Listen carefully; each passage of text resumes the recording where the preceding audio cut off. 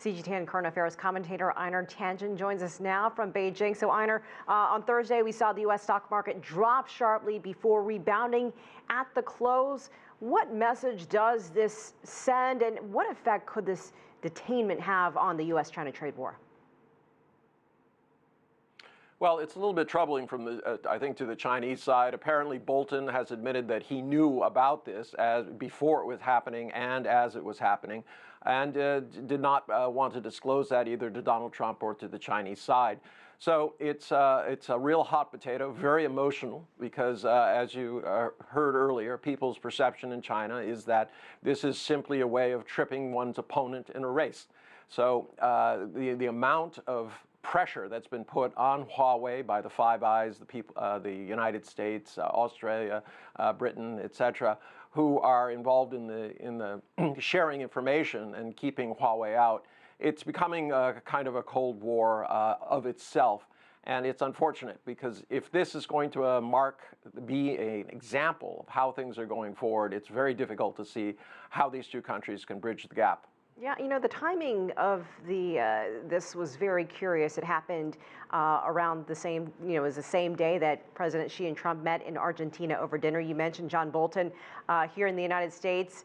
Peter Navarro also spoke out just a short time ago, also saying that Trump did not know that this was happening. So, you know, the United States is saying this is about Iran. It could deal with Iran. Is it, or is Xi just being used as some sort of political pawn in the trade war?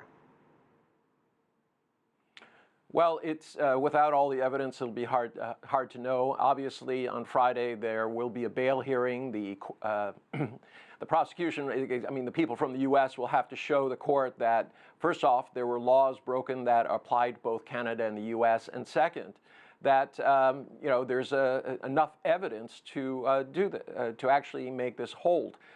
Denying bail is a high standard. They can take her passport.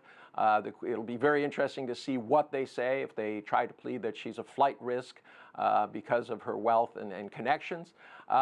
It's interesting that she has said that she doesn't want to inflame this, that she wants it to be a closed hearing. I think there's some sensitivity to not trying to blow this up. Because China has consistently, despite the different narratives coming out of Donald Trump and the White House, which seem to contradict each other on occasion, they have been very positive, saying that they want some sort of resolution, even yesterday saying that they want to take concrete steps to move forward. So China appears to be trying to make this happen. On the other hand, this pre-knowledge of what this was going to do and knowing full well the emotional reality this was going to create brings into question the sincerity of many of the China hawks who are surrounding President Trump right now, and it may lead up to him as well. Right, and this is all happening in Canada. So where does Canada fit in all of this? We know that Canada has been working to, secure Chinese investment. Trudeau working with Xi Jinping. What should Canada do? I mean, it's kind of stuck in the middle here, right? Well, it's stuck in the middle. This kind of proceeding is governed by treaty, and the treaty between the U.S. and Canada goes back to the early 70s. And basically what it allows is that, as I just told you, the standard is it's a crime in both countries.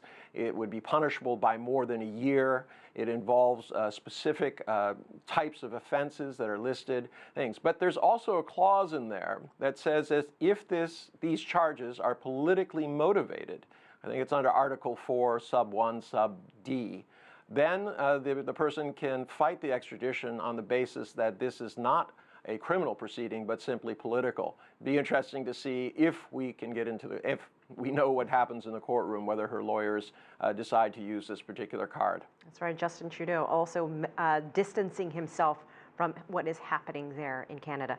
Einar Tangen, great to hear your thoughts. Thank you for joining us.